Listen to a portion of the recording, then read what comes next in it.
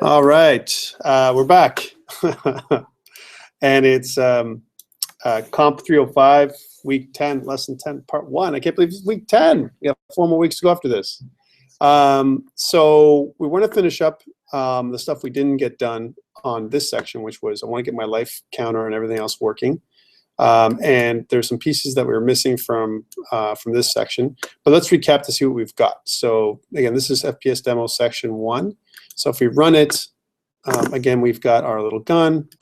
Shoot, it gives the, the impacts, right? So we got that kind of stuff going on. Barrel, explosions, right? All that stuff going on. We don't have a point. We don't have a point system yet. And we need to get that into place. And now there's a couple things to do to get that into place, right? First of all, we have our canvas and we have our score, which is tagged as a score. And we have our life, which is scored as life. We may need to get that, may not. But more or less, these two are just, they're just labels, right? So we're going to kind of target these labels. And the way to do that, of course, is to have some kind of controller. So let's get that done first. And then we'll get into scripting a terrain, okay? So one thing I want to do is I want to right-click and add a new a new empty object. And we have to make this so it's make sure it's a kind of an empty object of its own. We'll call this thing game controller.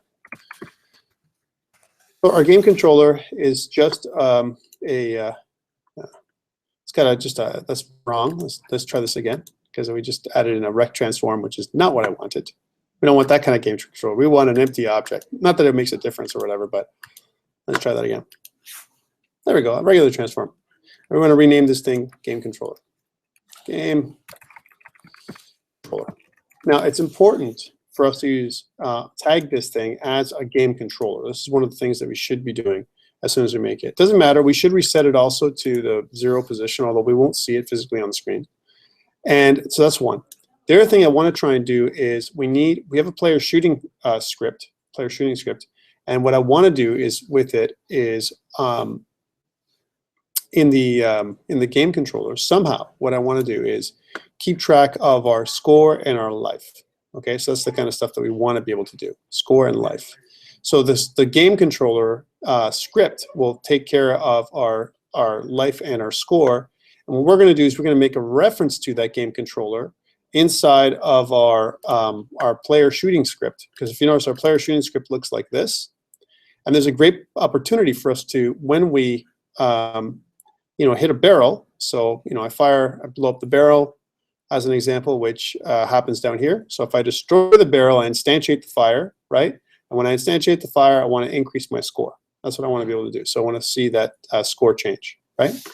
And I'm going to do that because I'm going to, there's many ways I can do that, but what I want to try and do is when I increase my score, there's a number of ways I could do that. I could have a score variable that's available to me through the game controller, right?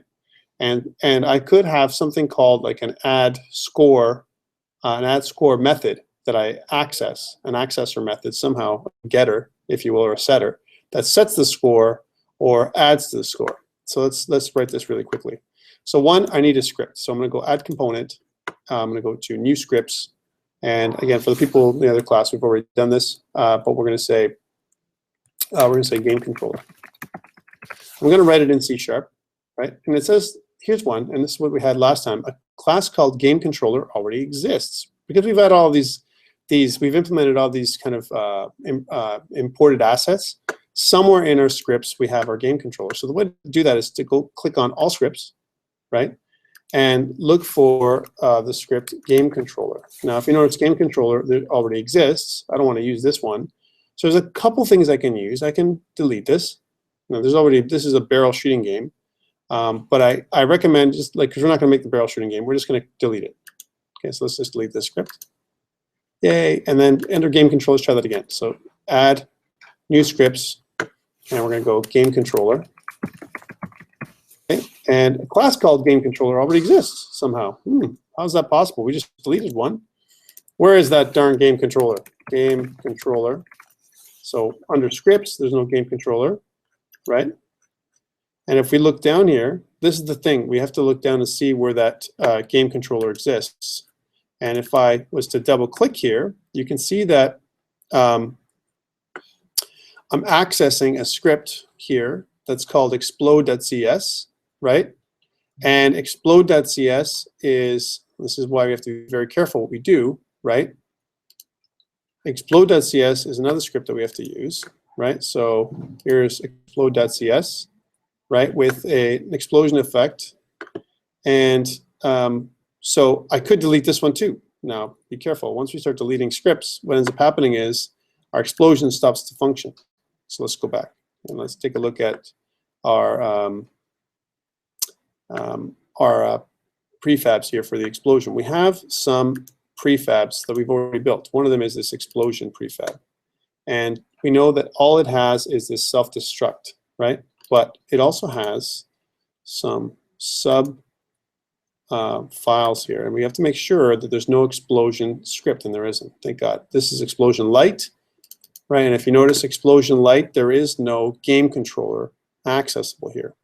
So that's the first thing. So we need to find out where this game controller class is. So I'm going to go back to this, and we're going to go game controller, and let's make sure it's the explode script. Where it is, and actually tell us where it is. If I just double click here, go right there. So this, I could take a reference of this out, just do one of these, right? Then it would just be an error, right?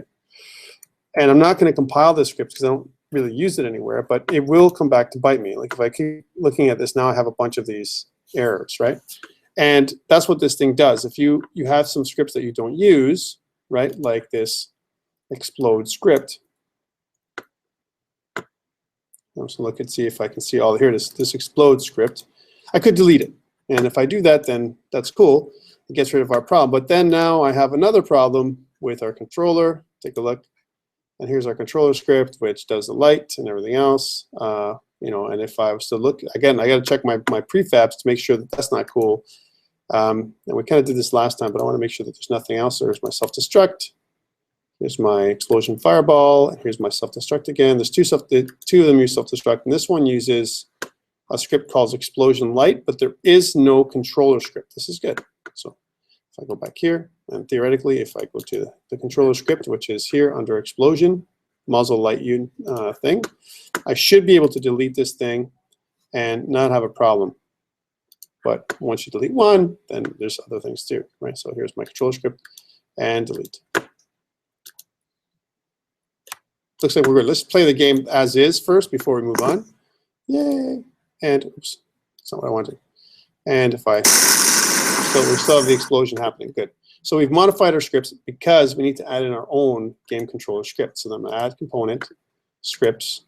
Okay, sorry. New script. And now we can finally call it game controller. Yay! All right, there it is. Well, there's our game controller script. I'm going to double click on here to bring it up. There it is. And right now it's empty. So we need a couple things. We need some private instance variables. So we go private instance variables. We need two, right? We need a couple we need, okay? We need ones that are that hold our value, okay? So one of them is a private score value, so underscore score value, which is going to be of type integer, right? So private int score value, and we're not going to initialize that right now, okay? And we also want a private int lives value, right? Which we're also not going to initialize. We're not going to do it here anyway. We're going to do it in here. We're going to say somewhere where we reinitialize our score every time the game starts. So when we start our game and our game controller fires off, we're going to say this dot underscore score value is equal to 0, and this dot underscore lives value is equal to 5, let's say. So we have 5 lives. Okay, so we have our lives value and score value. Now we need a couple of properties to set up for our to access our score value, to get it, and we have one. We need to set it, right? So our lives value, again, we could set our lives value, but I'd like to try and subtract from our lives value. So we're going to actually modify some stuff here. All right. So first, let's make our getters and setters. So I'm going to kind of click on my score value, right click, and we'll say create getter or create property. Here it is. And it tells me, asks me where I want this thing to be. I want to kind of put it after this one, press enter. And here we get our score value.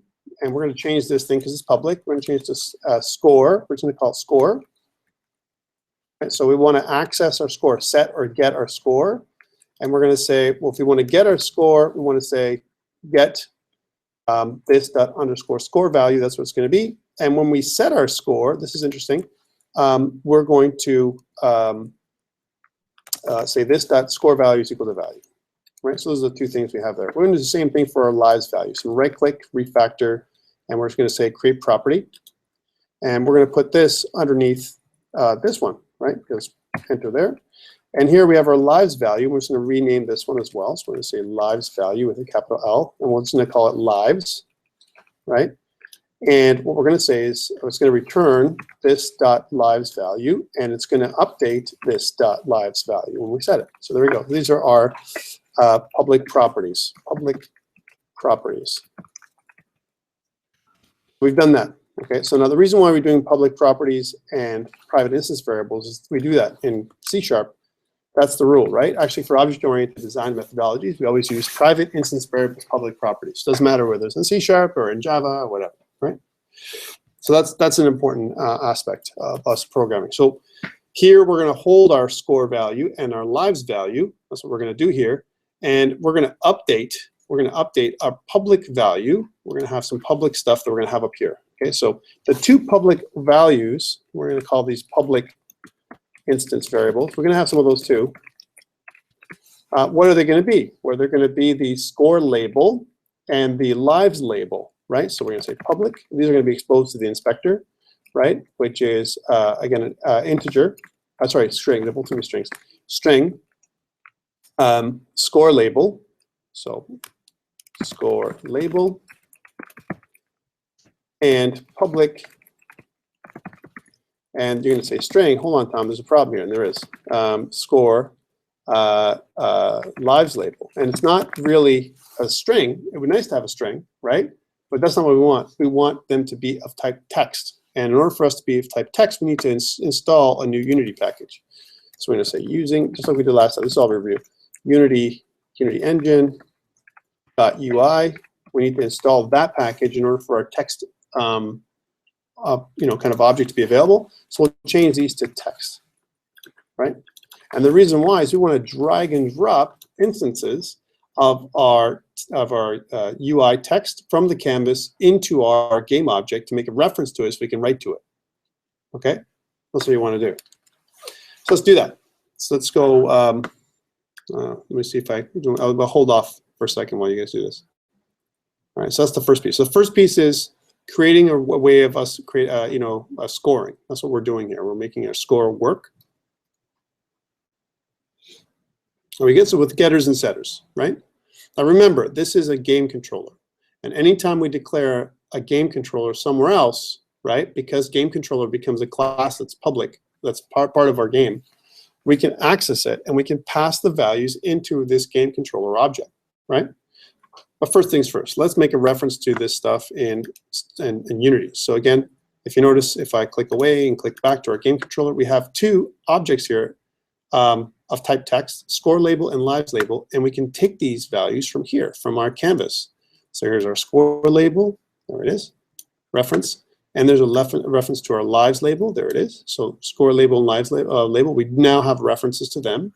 And what I want to do is when the game starts, I want to display my score or update my score or something like that. And I also want to get to that update score method when I set any value. If I set my score or if I set my my lives, right? I want to update my score on the scoreboard. Okay. So let's go back there and try that. So I'm going to go back to, and again, all I've done is dragged and dropped here into the controller, right? So my game controller, I take these from the canvas, I take my score, my life, and I drop them in there to make references. That's what I've done. Okay. So let's go back now into the script side. And in here, what I want to do is I want to say this. See this, where I'm doing the score lives label and all this kind of stuff. I want to create another private method that I call every time I update my lives or my score. Okay, that's what I want to do. So I'm going to call this thing update scoreboard or something like that, or one of those. So I'll make it a private. These are both public, right? So kind of down here, let me just add some more lines in here. So I'll scroll up a little bit so you guys can see. So I'll do some private methods. So here's private methods. And we'll add in there a private, right, update score method, right? And it's going to return void. So if I go over here, it's not going to return anything. It's just going to modify some of our stuff, right? And what am I going to modify with this private update score method? It's not going to actually be the score. I'm going to update my scoreboard, which is my Canvas object, right? And how am I going to do that? I'm going to say, well, very easy. This dot score label, right? This dot score label dot text. The text of my score label is equal to score plus this dot underscore score value, right? Makes sense? So take the score value, add it in, we concatenate it to the score label, and we set the text property of the score label text object in our screen. That's how we do our score, right? Okay, let's do the same thing for our lives label. This dot lives label dot text, right, is equal to lives, and then plus this dot underscore lives value. Okay, so this is a method. Remember, this method is going to be called every time I update something. Well, the great thing about getters and setters is every time we set a value, I want to call that method, right? So I'm going to just do one of these. I'm going to say, when I set my score, I'm going to say this dot underscore update scoreboard. Okay, so I'm just going to do it there. And I'm also going to do it here. So if I update my lives, I'm going to do the same thing. So it's going to update the scoreboard, right? Every time. If I change something, my scoreboard is going to be updated. And you know what? I might as well do it at the start. When I first start off, and I'll also update. So there's 3 places that I update my scoreboard, and that's why I made a method, because I'm using it frequently. Remember, methods and functions in JavaScript and other places like that, they're all used when we do frequently updates.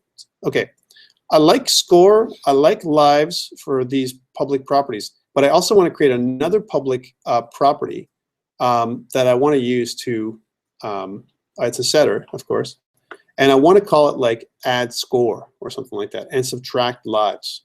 I didn't do this the other class, but why would I want to do that? So it's kind of like 2 other methods that I want to use. They're going to be properties, right, where I set, and I'm only going to get or set the values, right? So only setters, but not getters. And it's not going to be like this. See, this is what should we call it? This is called score, right? But I can get the score here or set the score, right?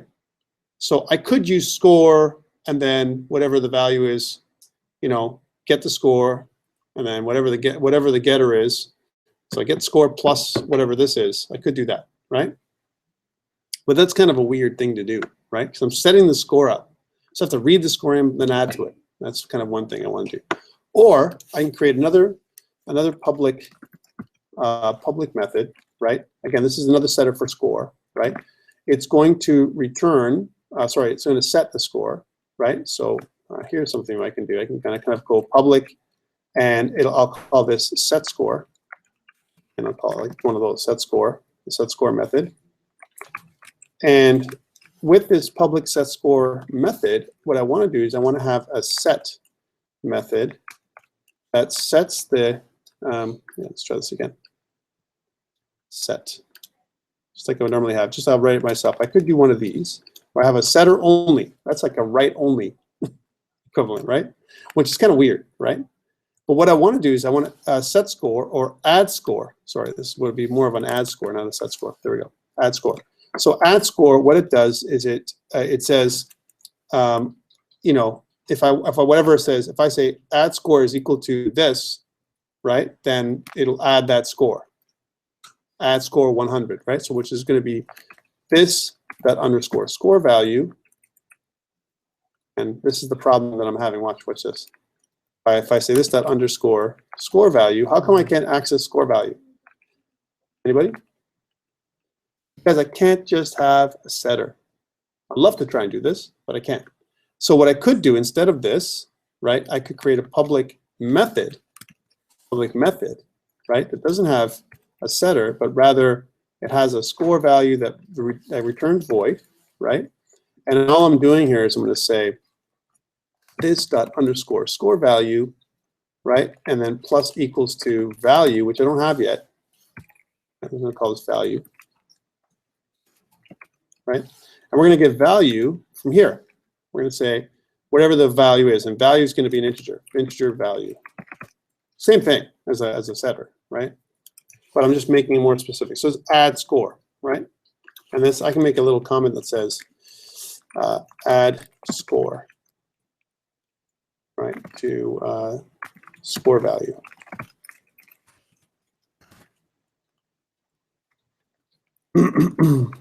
Instance variable. Okay, and now like that, I want to subtract. I'm never going to add, well, maybe I might add lives, right? But I'm probably never going to subtract score. But I might add and or subtract lives, because I could add lives if I've had to run over some kind of pickup, right? And I might be able to subtract lives, right, if the monster hits me or I fall down or something, right? So I could do that as well. So let's try that. So there's a couple ways I can do this, and I'm adding these methods in there right now for the score. So let's make copy of a couple of these, and I'm going to say this one is, instead of add score, it's going to be add lives, right? The add lives method, which is going to take value, and it's going to say the score value or lives value plus equals to whatever the value is. If I can actually just spell this correctly instead of making mistakes. There we go. That's what this does. It adds lives to the lives value instance variable, lives value. And this one, it's going to be called subtract lives. And the reason why we have this is just because we're going to subtract lives all the time, and it's going to be minus equal to whatever the value is. So 1 or whatever, and we're going to say lives value, Okay. And this is subtract little functions, right? Subtract lives from lives value. Okay, so got a bunch of setters and getters, and some methods that act like getters and setters that give us the ability to add and subtract lives and all. So let's just run this thing right now as is, without accessing those getters and setters. All I want to do is set my score to 5, my lives to 5, lives value to 5 and 0. And and instead of 5 and 0, because that would be like if we're playing male pilot, this is like, maybe we'll make it 100 and 0, because our lives value, it's almost like health. Life, right, is 100. Okay, let's check this out and see what happens. So I'm going to go back to Unity, and everything's good, and we'll play. And if I did everything correctly, then we should have lives 100, score 0. And if I hit this, our next step is to make this thing gives us some score. So our lives are good. We've got this going on. And you should have that now too, if you've connected it properly, right? But I want to add score to myself. And the only way I can do that is if I make a reference to the game controller within my player controller. First of all, let's move the game controller script into scripts. So we'll do that. And then in my player controller script, which is this player shooting script, this one, I need to make a reference to this game controller object, if you will, right? So it's going to be a public instance variable that are exposed in the inspector, and we're going to call this public game controller. There it is. This is in the player shooting.cs, and then we'll call this game controller. So we're making a reference to the game controller that exists, right? Now, we haven't done that yet. Let's go back to Unity and do that, right? So back inside the player, under the gun camera, you'll see that there's a player shooting script, and now we have another space for game controller right here. Well, I'm going to drag and drop our new game controller object right here into the game controller script, this area here, this shooting script. So we have a reference to the game controller in there. Why? So that I have access this way to my getters and setters from my game controller. Okay, good. So I save that, go back to Unity, to MonoDevelop, and now we have to do something with game controller, right? So inside this, when I hit a barrel, here's the barrel one, right? When I destroy my barrel, I want to instantiate an explosion, and I want to set my, or add score. Oh man, I forgot something. Do you know what I forgot? I forgot to change my game controller to add update score every time I change my score. So let's go back.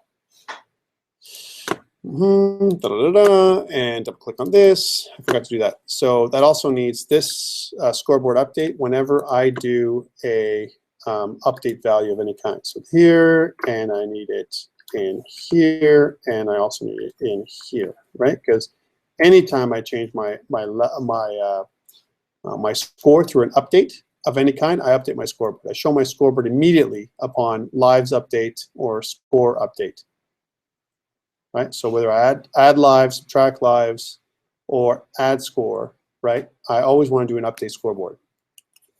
Okay, sorry, I forgot that. Okay, go back to player shooting. So in here, here's what I want to do. Here's my, if I hit my barrel, then I destroy it and I instantiate an explosion. And I want to say this, game object, game controller, I'll be okay. Game controller, right? Dot, and now here's all that, look at all my functions. Add lives, add score, all this kind of stuff. I want to add score, right? And how much do I want to add the score? I want to add a score of 100 to the barrel. So I add 100 points, add 100 points. Just doing this. So I use this new method, this setter method. It's equivalent to setter method, but it's just a private method or a public method. But it acts as a private method inside called update score, right? So every time I do it, I don't have to just, every time I set it, any way I set a score, I set it, or whatever, I update my score. And I only do it within the setter, anything I change, right? Okay, cool, let's test this out and see if it works. I'm gonna go back to Unity, and I'm going to save everything and play. And if I don't have any problems, when I blow up my barrel, which is falling right here, boom, I get 100 points now. So my score is working, right? And that's really the basis of what we want to do here in this scene. We've got everything going. We've got our lives and our score. And as we move forward, as an example, we fight the next barrel, and whether it's way far away, like over here, as long as our reticule can hit it, and we can get that extra points, right, to get that done. Okay, so that really is, in a nutshell, our first level semi-complete. I want to move into the second level that we're going to build today. So first, I'm going to let's get out of this. And I'm going to file, save scene, and I'm going to go file, save project. Then I'm going to say Unity quit, right? Now remember, the only way we can properly set up a GitHub to work is to quit Unity in order for us to update. So git add dot and git commit -m, and I'm going to say added scoring to level 1. Okay, good. And then git push origin master, which is going to push my changes now up to Unity. So you should have everything that I have. Worst case scenario, if you can't, if you didn't make it work. Okay. Part 2. Let's go back to Unity. So I'm going to go open up Unity. And this is where we start a little bit behind the other class, but that's okay. The good thing is I've already done this today, so it's going to make it a little bit faster for you guys. Okay. A couple things we need to do. We now have some successful stuff going on with the player. If you notice, we have our player and our player camera and our gun camera and all that stuff. And we have a player prefab. But remember, the player prefab only includes one level deep, player camera. It doesn't have a prefab of a prefab of a prefab, notice. Right? Let's apply our changes to the player. That's the first thing I want to do. So it applies all these new things I just did back to the player. But because I'm going to create another level, I want a couple of things to have. We have our barrel, we have our explosion, we have our maze towel, we have a player. I also want to get the gun camera as a prefab of its own. I'm going to kind of pull that out, put it into my prefabs folder. So sometimes I want my gun camera to be a little separate. Maybe I want to do something with it later. Also, you know what? I got my concrete flex and my muzzle flash generic impacts that I've got in my special effects, but my AK rifle also has a new sight that I built onto it, even though it's sucky. I still want to have that. It's a lot of work we did. So let's pull this AK rifle into my prefabs. All right, so we did that. And you know what? We just created our game controller, and I may want this to persist somehow. So I'm going to take this game controller and pull that into my prefabs. Okay, and one more. We also have our canvas with an image and the score and a life. And you know what? We may want to reuse that again. And I don't want to do ever that again, all that stuff we did. So let's pull that into our prefabs. So we have a lot of prefabs we kind of created for our level. We'll save. This way, worst case scenario, from a player prefab doesn't have everything else linked into it, I can always build it again, right? Now I want another level, right? And right now we're looking at our scene, and our scene is called main. Let's do a couple things. First, I'm going to go here, click onto our scene, and go to edit, and I'm going to duplicate our scene here. And what I want to do is we're going to rename this scene from main to level 1. And I want to rename this main 1 that we just made from main 1 to level 2. It's far easier for us to create a scene and remove stuff from it, so we have the same stuff we just made, as opposed to starting from scratch and adding things to it to hopefully get to the same place, right? It's far easier. So one thing is we want to save our scene, and we want to save our project because we made some changes, right? And what I want to do is want to double click on level 2 because that's the one I'm going to be using. Okay, here's what I don't need. I don't need my maze tiles. So let's get rid of those on this new scene that we're building. And we don't need our, let me get rid of those. I don't need my maze tile at all, so get rid of all. We have a lot of maze tiles in this version. I don't need my barrels. All I need is my player, my canvas for my score, my game controller, my directional light, my event system. And if I look back at my scene now, it's pretty darn dark, right? I want to make a lighter scene, and we kind of used a skybox that was dark. Let's reset our skybox back to normal. And of course, the way to do that would be to edit project settings. I believe it's graphics. And if it's not graphics, then it's window, I think it's lighting. There we go. Window lighting, there we go. Window lighting. Under window lighting, notice there's a dark skybox. We want to go back to our default skybox. I want to click on this little target, and I want to type in default, right? Default skybox, that's the one I want.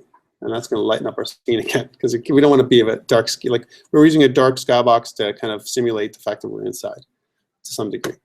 But that's the one I want. Okay, so dark skybox. A couple other things we want to do to make sure that this is done correctly is our sun right now is, we don't have a sun for that. We want to link it. We didn't do this morning, but I did it later. I want to take my directional light. Let's try that again. Window lighting, and let's put that lighting on the inspector here, just so it's fixed. I want to take my directional light and then make that a reference to the sun. So my sun is my directional light, right? So I can change the strength of my directional light and so on. My ambient source is my skybox. That's what I want. Okay. My reflective source is my skybox. Those are good things.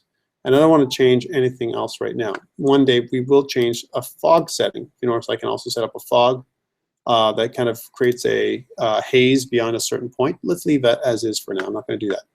Okay, but so now I've got my scene. In this example, what we want to do is we want to create a terrain, which is the first time we're doing this kind of stuff, right? Now we've got a bunch of stuff in here, imported assets and materials and models and so on. And this new scene, what we want to do is we want to make it so that the terrain is going to be based on us entering the scene from the other scene. So we move from the maze, this is the game we're building, and we move into this new terrain scene, right? When we go through a door or something. We don't have that mechanism yet, but we will, right? But let's build our new scene that we're going to. So we're going to kind of go right click here in the hierarchy, and we're going to add a new 3D object that we're going to call terrain. Later on, we're going to call it ground. Notice how when I look down in here, I'm just going to focus on my terrain here. Zoom back out again. And I don't want to do the 3D mode, but there's our terrain. Let me take a look. Looks small, huh? Our terrain. Take a look, guys, because you're going to be fine. So there's our terrain that we made. All I've done is made a terrain and I focus in on it, right? Cool, cool. We have our player. Our player object is still there. It's somewhere way off in the distance. And if I was to focus on it, if I press F to focus on our player, here he is, right? Player is right here in the corner for now. But our terrain is here. And when we look at the player scale, now it makes it clear that the terrain is massive. In fact, it's kind of like half a square kilometer. Okay, so that's what the terrain is. And to get a sense of that, let's go back to our prefabs, right, and grab our maze tile. Here's our maze tile, and drag it onto the terrain. So I'm going to kind of put it onto the terrain, and I'm going to kind of focus on my maze tile to find it. There it is. There's my little maze tile. Hey, I'm going to pull it onto my terrain, and I'm going to kind of put it in to give you a perspective of how big it is, right? Remember how big that maze was? Pretty big, right? We're going to kind of put it in the middle somewhere. So we're going to kind of, you know, focus our terrain a little bit. Let's move it over. And notice how our terrain, it's kind of right in the middle, our maze tile.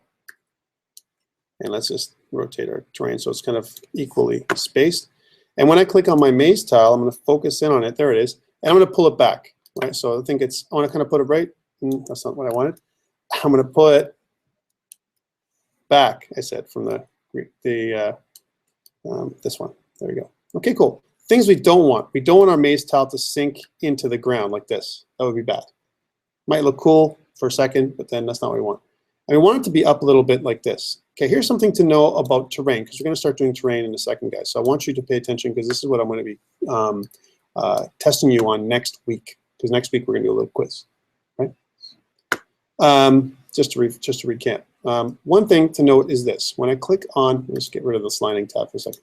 When I click on the terrain in the inspector, there are several buttons here, right? We're going to use most of these buttons over the next day or so, okay?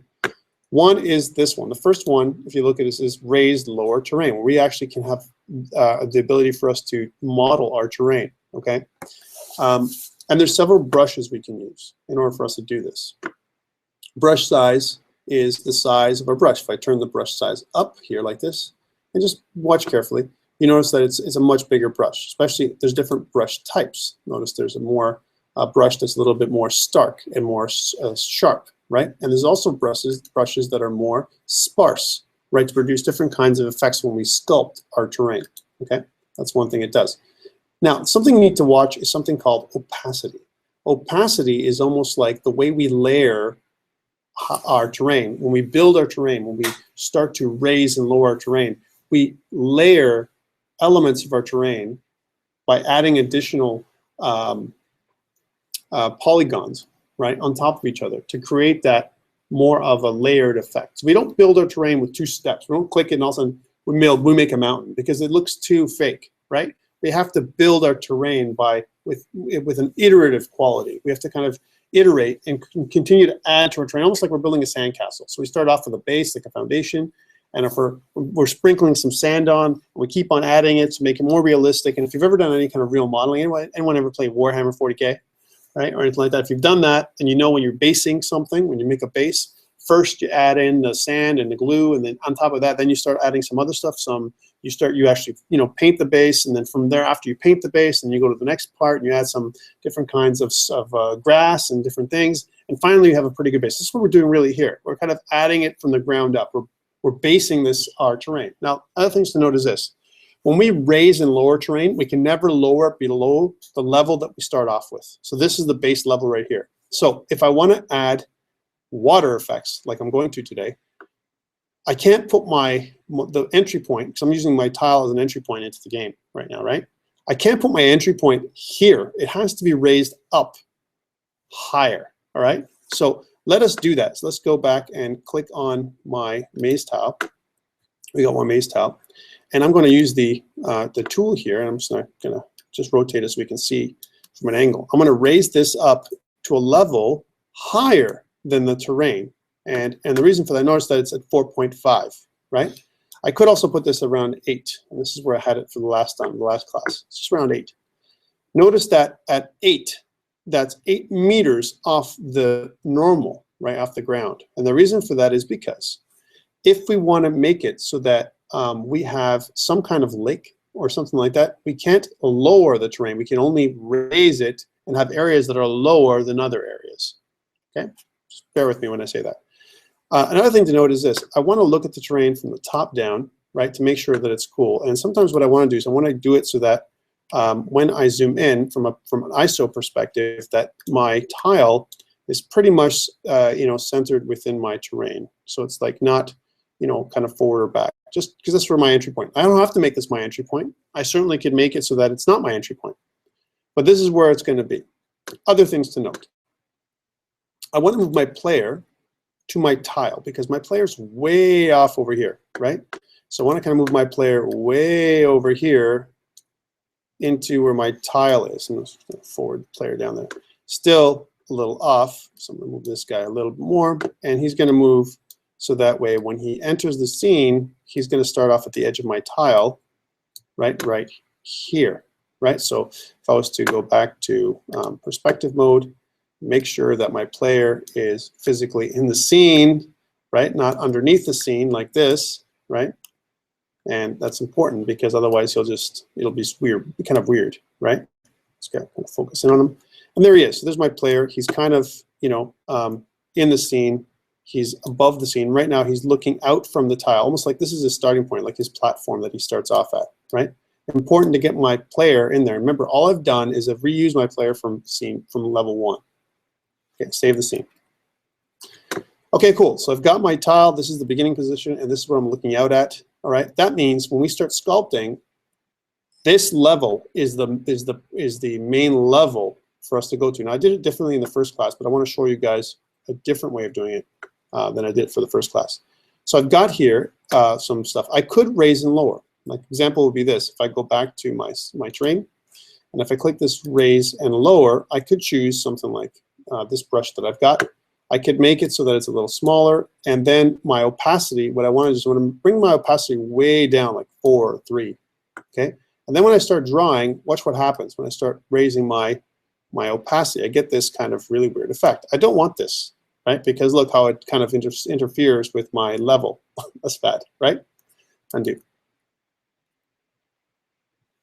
What I want to do is I want to slowly sculpt, and I want to kind of bring the opacity way down, like to 3. And I want to add my terrain, but very, very slowly. All right, so I want to kind of do that.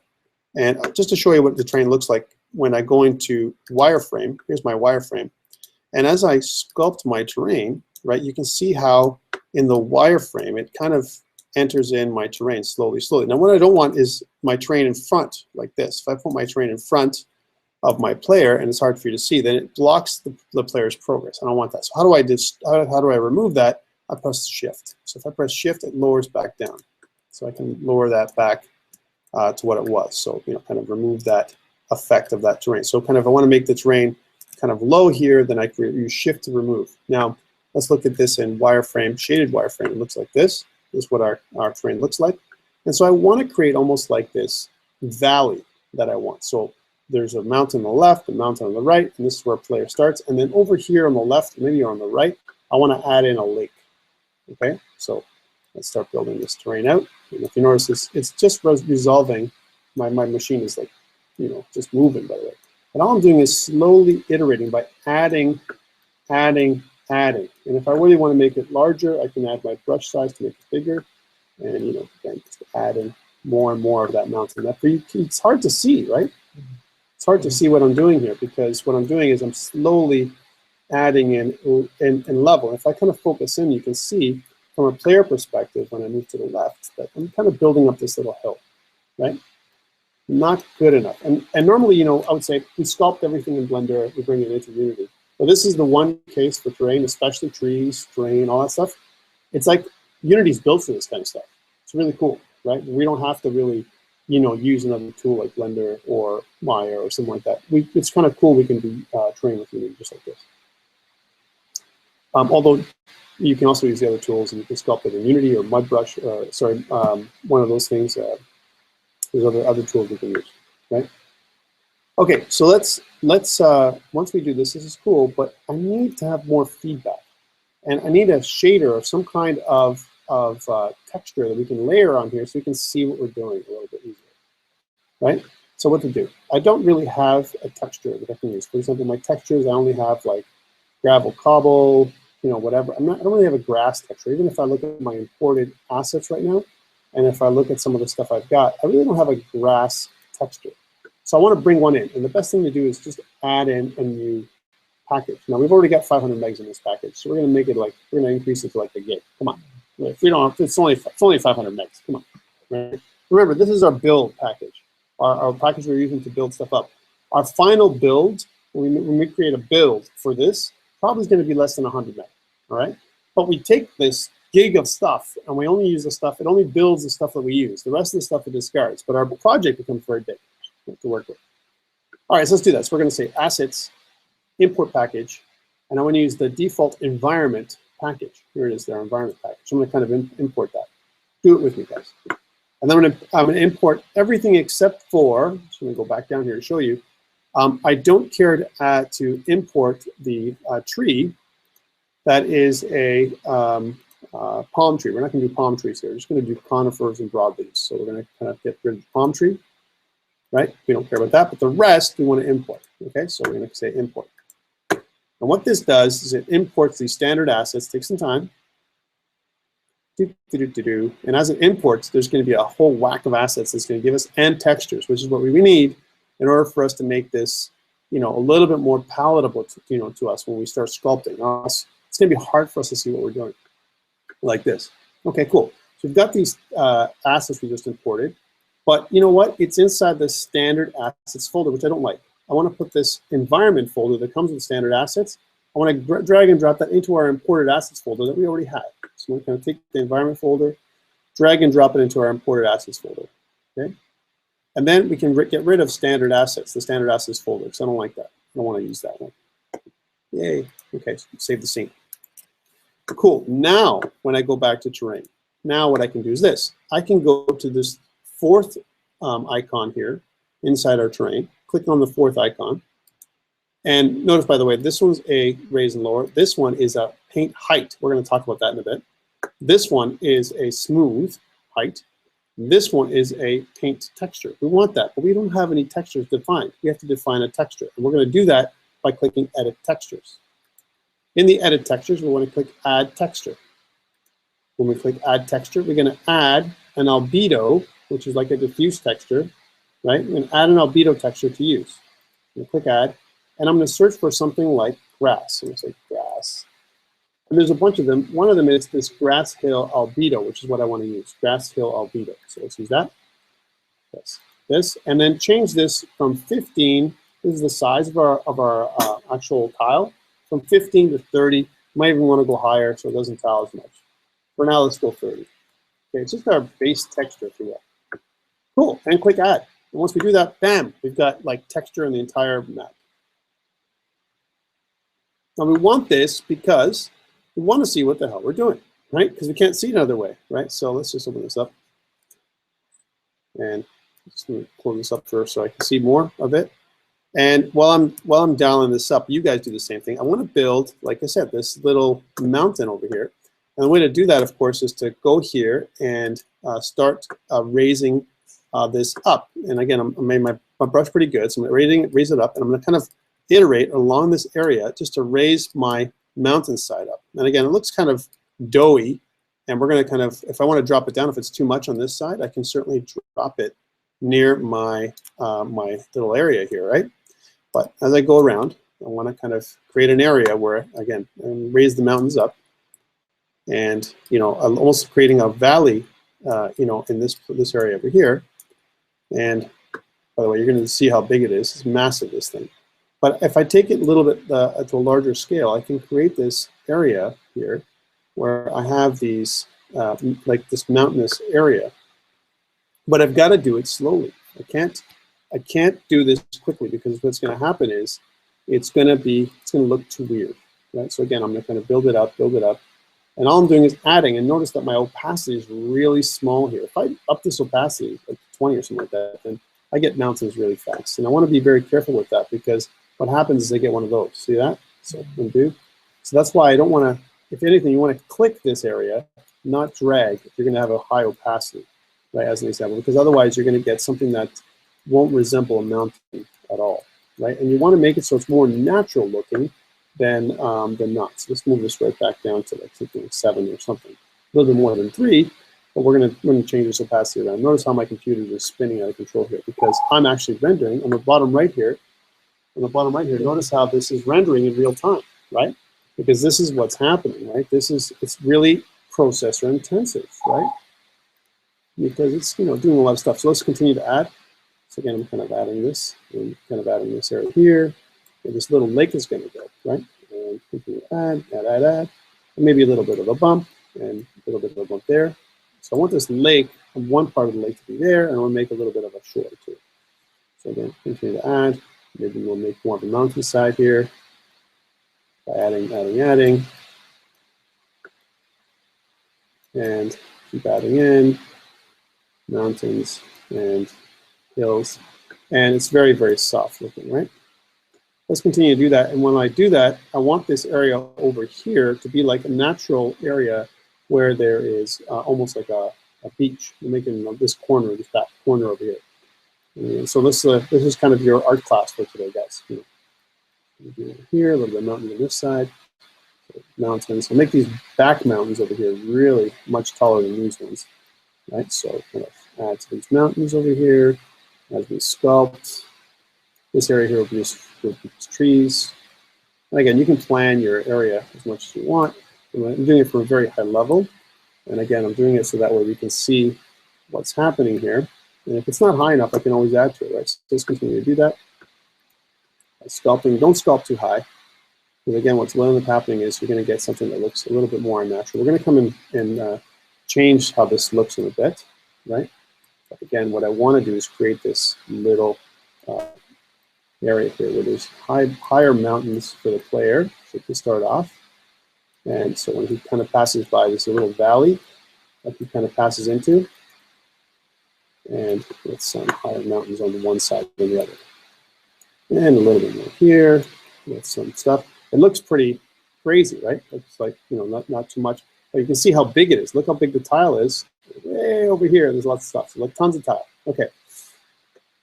This is good. But what I want to do now is I want to use the second icon, which is right here, the second selection. And I'm going to go back to my maze tile for a second. Let's just focus back on the maze tile. Okay. What I want to do is I want to bring the land so that it matches the maze tile. So when I click on terrain, and if I click on this one, the second one, notice that my height is 4.5. You can make this whatever you want. And my opacity is 7. Okay, so how do I draw this one? What I want to do is kind of draw it up, and it kind of matches to this 4.5. It doesn't go below it. Notice how this becomes this channel of everything that's going to come of the minimum height. So I want to kind of lower my maze tile to around the same. So I'm going to kind of click on my maze tile, and I don't want it to sink into the ground, right? So because if it goes beyond there like that, that's too low. I'm going to bring it up just a touch. And so that way, if you notice here, I'm 4.55. If I go 4.5, I'm actually in the ground, so that's not good. Maybe like 4.6, you know, something like that, 4.6, 4.55. And if I want to focus in to see what it looks like, just so we can see what the ground looks like, we're going to make sure that our maze tile appears to be on the ground, but not in the ground. Okay, so that's why I'm showing you this like this, right? Not bad. Okay, so that's our maze tile. So about 4.5. And that's going to be our height for the rest of the screen. So because let's kind of go over here, and you can see that what I'm doing is I'm putting this on a plateau. And again, remember I told you the reason why we're doing this is because I cannot have any water effects if I can't push down anything below the level that it started, right? I can't do that. I've got to create almost this plateau, and it's got to be everywhere except for those areas that are flattened. Okay, so let's add them in. So again, I'm going to click on the second one again, and in this middle area here, I'm going to raise it up so that it's the same level. I'm going to kind of go out here to show you what I'm doing, right? So I'm going to kind of raise this up so it's the same level. And here it is. And let's make our brush size really massive and also sharper so we can see it. This is our sharper brush, right? And maybe you want to add in some shaded wireframe so we can see what I'm talking about here. And notice how when I spin around and I kind of go out, I can see that this area here is very flat, but the other area is not. I want to show you this shaded wireframe so you see what I'm doing. So you can see it on the wireframe as well. See how that I'm making it all the same height here, right? But over here, it's a depression. It's lower here, and there's some areas here that are lower too. We're going to fix that. Let's go back to shaded. Notice though that I'm saying, I'm kind of making this so that all these areas here are the same height, so that we don't have any lake that's over here.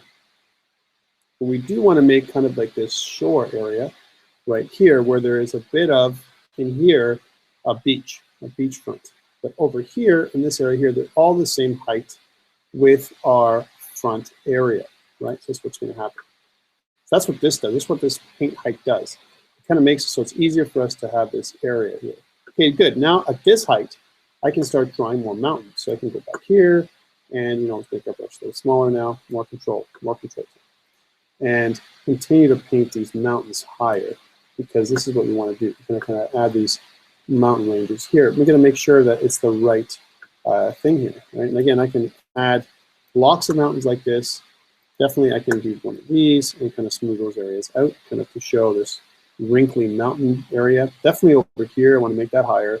I don't want to have that any lower than what we've painted in that area, right? Let's take a look, right? And the same thing goes, now what if I use a rougher brush? Now rougher brush is really cool. But before I do that, let's add another material to see what I'm doing here, to show you what I'm doing. So I'm going to add, right now I only have one material, which is this grassy texture. I want to add another texture, add a texture, and I'm going to add a material, and we're going to go back to grass. So let's say grass.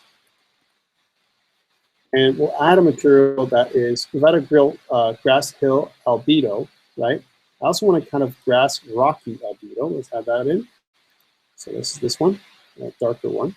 I also want to tile this at 30 by 30 because I don't want it to be too tiled. It's already too tiled, right? We want to kind of mesh it in, add that in. Click on this one. And again, I want to use this kind of a larger brush with a very low opacity. And as I scoop in to see what it looks like, I can see that I'm going to change the way the hill works here so that it's a different color. It looks like more of a, a rocky hill as opposed to the bottom over here, which looks more of a green grass, right? So again, you have to kind of come out. And you can use bigger brushes for this. Like for example, I can go to a brush of 100 size because I'm just going to brush this area here, these areas that are more mountainous or rocky. I'm going to brush them more with this other color. Right here, that's what I'm going to do. And again, it'll help me identify areas that are low and high so I can add mountains to them, like this area here. This is kind of an area that I want to kind of draw in. And you got to be careful. Again, if you overdraw, it's okay.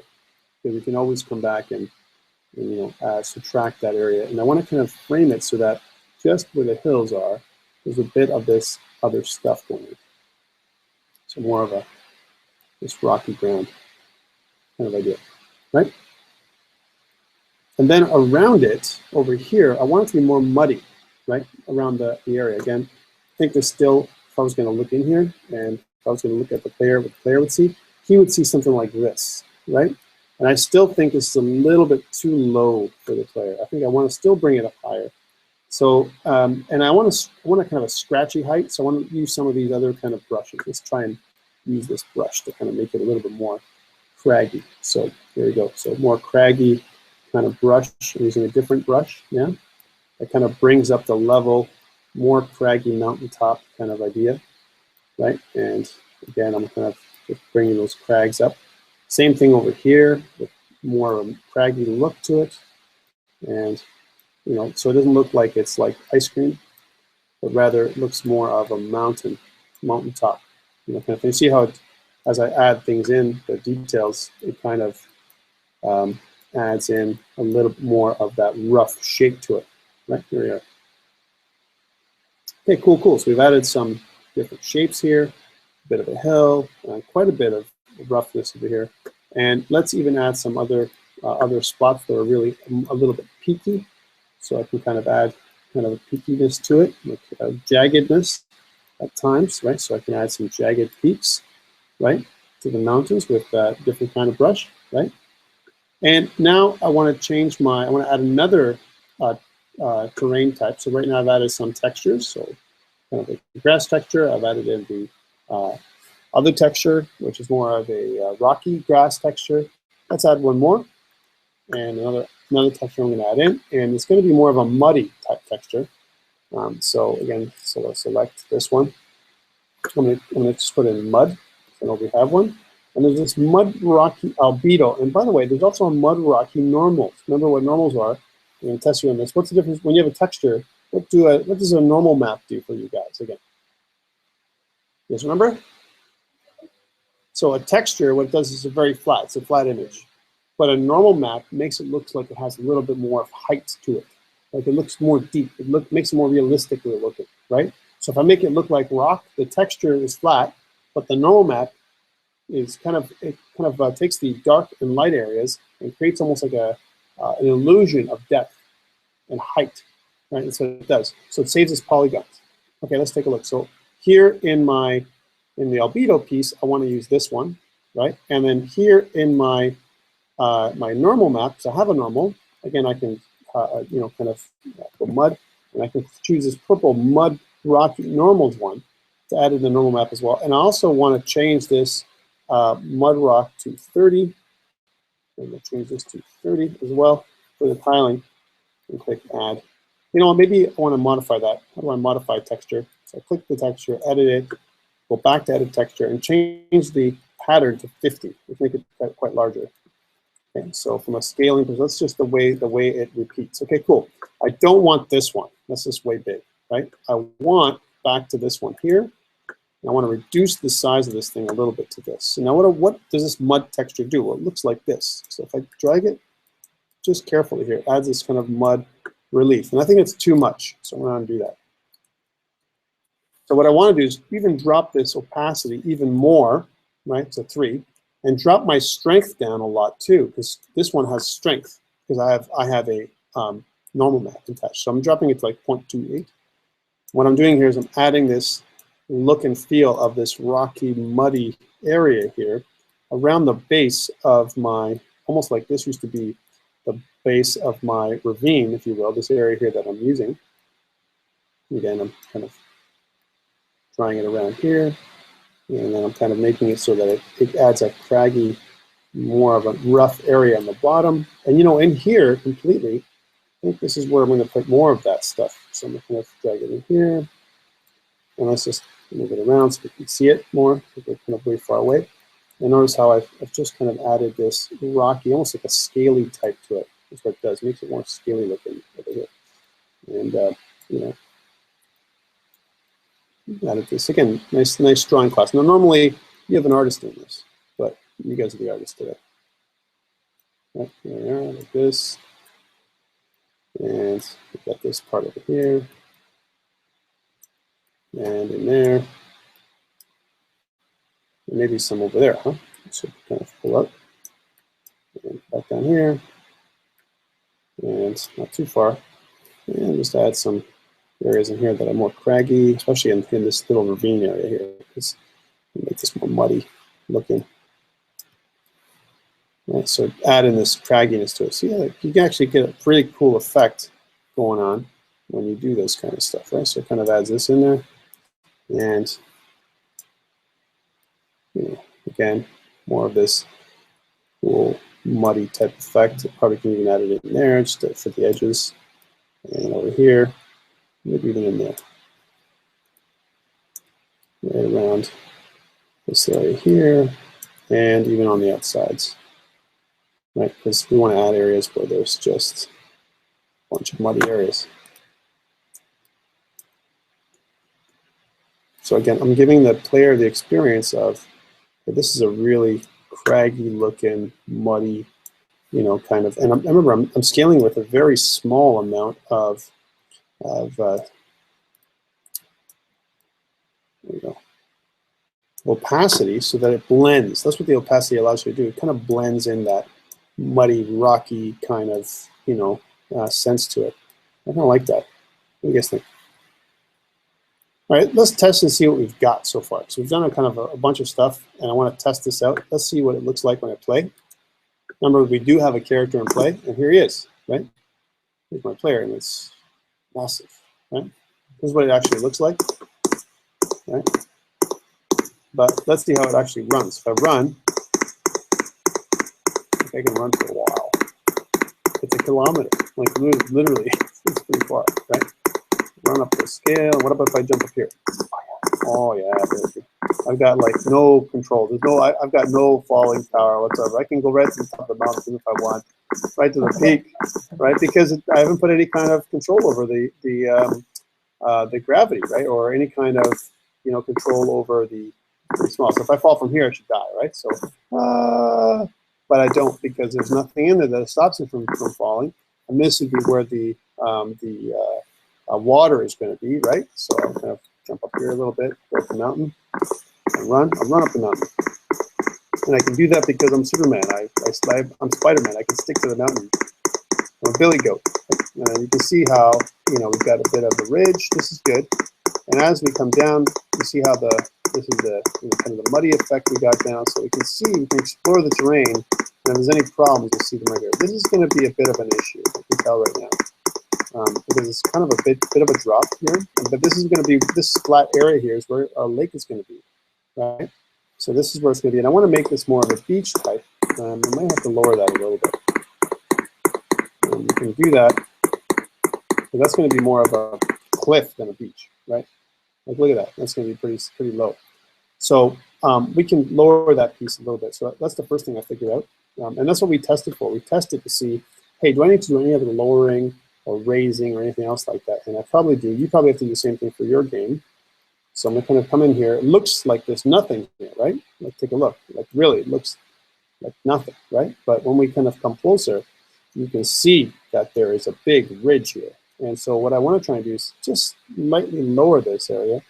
And so I'm going to go back to this lower raise, and I'm going to take this one with a pretty simple brush and press the shift key, just tapping it a little bit. Not a lot, though. The more I tap it, then I want to kind of take the ridge too low, because otherwise we're going to have areas where there's going to be a bit of a beach. It's going to have to kind of ride up there, right? And same thing here. So just lower that a little bit lower. Gradual, right? Gradual beach. Okay. Well, that doesn't look like much of a beach, right? So we need to have a couple of other things. I want some sand, like almost like a sandy looking thing. So let's add another texture before we end. For this one. So go back down here, and add another texture. We could add texture, and we'll add some sand. So let's just see if there's any kind of sand. I'm going to say sand. And there's that sand albedo. This is kind of cool. And we'll add that one. I'll leave it at 30 and 30 for this one, because we don't need that much. And I'll say add the sand texture. So this is the one I want now.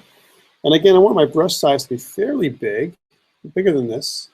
Maybe 60 or something like that. And I kind of come in here, and I want to kind of brush the sand in here. So here's my sandy area. There's my sandy area. I want to create almost like this dune, right? That's here, and with some lighter and darker areas here, like this, right? So I'm kind of just skipping out here, and I've got my little sandy area here, where I've kind of created this area that's rounder. And then in here, I'm probably going to make that muddy, right? So I'm going to get that mud back. So again, sand to here, maybe in here a little bit. So I'm kind of layering it on top of the, the whole dune here, and maybe even here. I didn't do that in the first class, but I can try to do that here. Because again, I want to, the more you layer it, right, the more realistic it can be, right? So a little bit more sand over here and in there. Maybe over here, makes it drier looking, right? So the dry looking sand area. This is where our water is going to be, right? Okay, so there we go. And again, go back to the sand area, which is selected. Kind of put that in there as well. So sandy beach.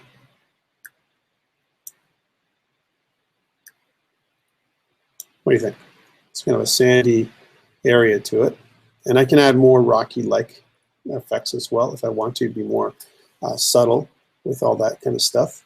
And now that's cool and all, but you know what? It's really not a great effect, right? So I mean, I want it even sandier, even yellow, more yellow than this. I don't have one like that. So what do? Of course, I can go to the CG texture store and grab one, and let's do that. So I'm going to go to the internet here. And I'm going to go to cgtextures.com, and I want to look for some kind of sand and kind of enter there. And I might see something that's sandy, right? and I see this is not bad. This is not a bad one. But I think I like the one that's down here, this one. This one's pretty cool.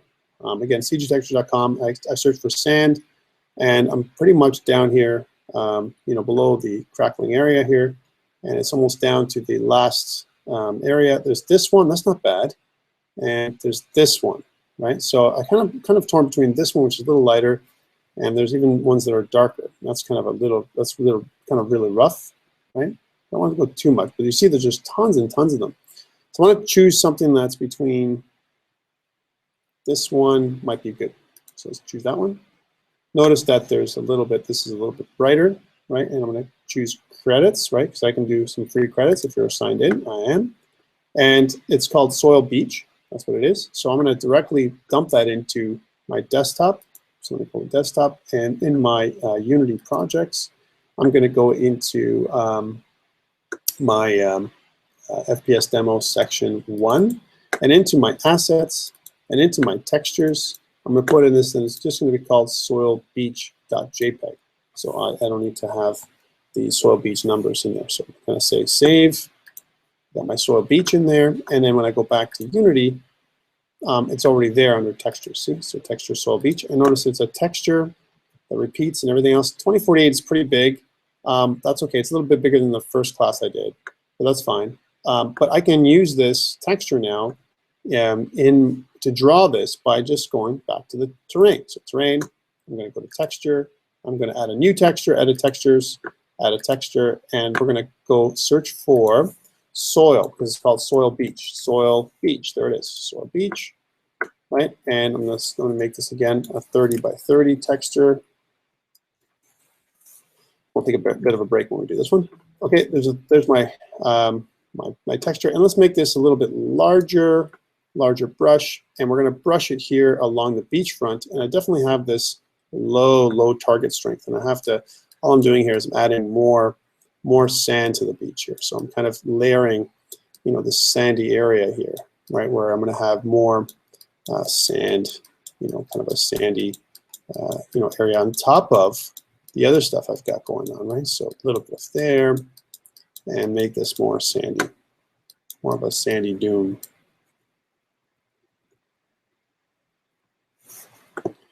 Notice how I'm getting some awesome little effects going on now. Okay, cool. And what I also want to do is make sure that it's kind of layered in here with some of the other things. So, you know, here there's going to be a little bit of mud, because it's going to be, when it goes to sand, it's going to go to mud. So I want to kind of layer the mud thing again. So go back to the texture draw and hit my mud area, this one here, and then kind of layer this muddy area here, right? So that this is all muddy, right? And if it's not strong enough, like, so I want to make this a little bit darker than the other areas here while I layer it. Again, I'm just drawing this around by iterating around this area, make it a little darker. And again, you know, for some people this can be quite boring to watch, but the great thing about this is once you've got this, you know, thing here, you can create almost like this real layered, realistic effect to it. And because our water is going to sit in here, it's got to be kind of darker. And even, you know what, I'm almost at the point now where I want to even add a little bit more opacity in here into this darker area, this darker region where the water is going to reflect. So let's add this a little bit more opacity and strength. So we're going to go here and over here like this, add a little more opacity and strength, make our brush even larger, right? And then, you know, draw this stronger kind of muddy area here, kind of like that last one here, where it kind of layers on top of the stuff we already got. And again, same thing with our, I'll do that. Same thing with our, in this area here, kind of add in some areas that are darker and deeper, like this maybe might be a deeper area than up there, representationally, right? And so we have some areas of different concentration. Okay, cool. So we've got our, as much as we can do with our sand and our beach, and I think it's a great place to stop and take a short break. When we come back, we'll do the rest of this stuff. We'll add some water, and we'll add some trees, and we'll almost have a complete little place to play with, okay? And let's pause for a short break. I'm going to save my project. I'm going to save my scene, which is important to do, and I'm going to stop.